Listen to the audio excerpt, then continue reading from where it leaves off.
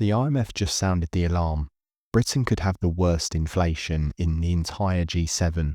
Food prices up, energy still sky high, rents and mortgages through the roof. Yet somehow, we're told inflation's cooling. So today, I want to break down exactly what's really going on, why the UK can't seem to escape this spiral, how it's quietly draining your wallet every single day, and most importantly, how you can actually fight back. Let's get into it. Here's how we're going to break this down into 4 sections. The first will be what's really happening with inflation right now. The second will be why the UK is being hit harder than anyone else. 3 will be how that's draining your money faster than you realise. And 4 is the part that you'll want to stick around for, because this will be how you can protect yourself before it gets worse. So part 1, what's really going on? Let's start with the basics. Inflation, simply put, measures how much prices are rising and how fast your money is losing value. According to the Office for National Statistics, UK inflation peaked at 11.1% back in 2022, the highest level in 4 decades. And even now, after 2 years of cooling, it's still hovering around 3.5%, compared to around 2% in the US and 2.5% in the Eurozone. The IMF recently warned that the UK could finish 2025 with the highest inflation rate in the entire G7. Imagine that, higher than France, Germany, Japan, and even Italy. So what's actually driving this? Wages seem to be rising, yes, but not as fast as bills. Energy prices fell slightly this year, but they're still almost 60% higher than in 2022. And then there's food. Prices at UK supermarkets are up 24% since 2021, yet the government insists inflation is under control. Controlled for who exactly? Because I don't know about you, but I've yet to meet anyone who feels like their wallet has recovered. The uncomfortable truth is we're stuck in a new normal of expensive living, where inflation looks better on paper, but doesn't feel better in real life.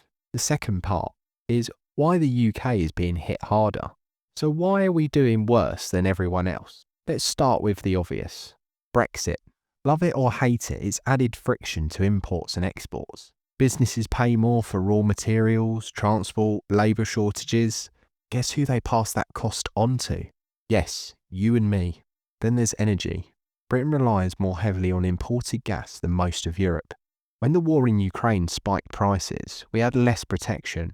No big national storage reserves, no price hedging like France. And in a weak pound, which makes every imported product from petrol to iPhones more expensive, you've got the perfect storm.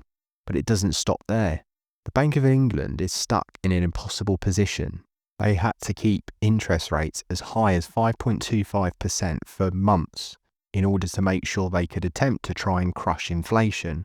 But now with those rates cooling slightly to 4%, there still feels like there's that crushing of mortgage holders, renters and small businesses due to that period of time where the interest rates were even higher. And because the UK housing market is so debt heavy, even small changes in rates ripple through the entire economy.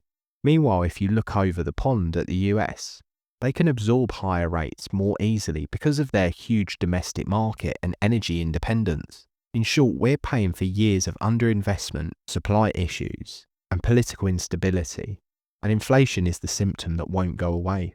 Oh, and don't forget corporate greed. Studies from the Resolution Foundation show that nearly half of the recent price rises come not from costs, but from profit margin expansion. In other words, companies used inflation as cover to quietly bump prices far beyond what was necessary. So next time you see that your cereal box shrank again, or your broadband bill adjusted for inflation, just remember, not all of this pain is global economics.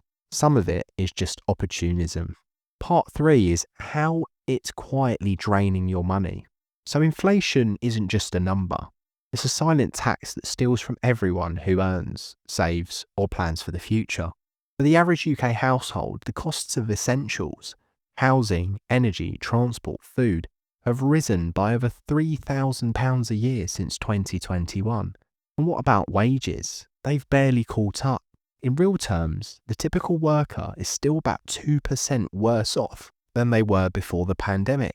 And the scary part is that most of this inflation is shifted into services, things like insurance, rent, and council tax, which rarely ever fall back down.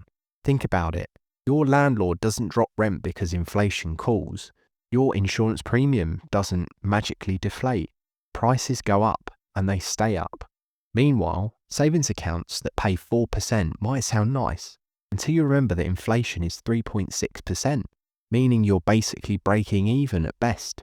Over a decade, even mild inflation can erase a fifth of your purchasing power. So when people say inflation's falling, the real question is, falling for who? Because the cost of living never actually comes back down.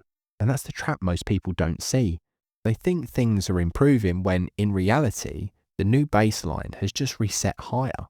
It's like a treadmill that keeps speeding up, and most people don't even realise they're running harder just to stay in the same place. And part 4, how to fight back. Because, alright, we've talked about the problem. Now let's talk about how to fight back. And remember, there's no silver bullet, but there are 3 practical moves that can make a massive difference. Step 1 is to protect your savings, because inflation's biggest victim is idle cash. If you've got money sitting in a low interest account, you're losing buying power every single month. Look for high interest savings or money market style accounts that pay as close to the Bank of England's base rate, which is currently 4%, as possible. Some UK challenger banks and building societies are offering solid rates right now. Just make sure that they're FSCS protected. And if you're willing to lock it away, fixed-term bonds often pay even higher, but always calculate real returns after inflation. Step 2, invest in inflation-resilient assets. Now, remember, this isn't financial advice, but historically, assets like broad market ETFs, commodity funds, or dividend stocks tend to hold up better when inflation bites. Even within the UK, FTSE 100 companies with global revenue streams benefit when the pound is weak. You don't need to gamble, you just need your money to be working harder than inflation is. Step 3, slashing variable costs. Inflation's sneakiest trick is death by 1,000 cuts. Subscription creep, renewals, auto pay traps. Go through your bills line by line. Challenge your broadband renewal, insurance, mobile plan, and streaming subscriptions. Try to use price comparison tools or call providers directly. You would be shocked how often they match competitive deals when you threaten to cancel. That's not theory, that's thousands of pounds that could be back in your pocket every single year. The truth is, you can't personally stop inflation, but you can try to outsmart it. And that starts by paying attention to where your money's losing value, not just how much you're earning. So inflation isn't just a headline. It's a slow motion financial squeeze that hits everyone differently. But if you understand why it's happening and how to fight back, you're already ahead of most people. So if you found this breakdown helpful, hit the like button and please drop your thoughts in the comments and tell me, do you think the Bank of England has lost control?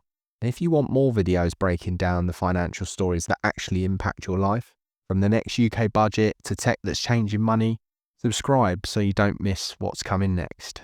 Because trust me, the next few months are going to be absolutely wild. Thanks for watching, stay safe, and I'll see you in the next one.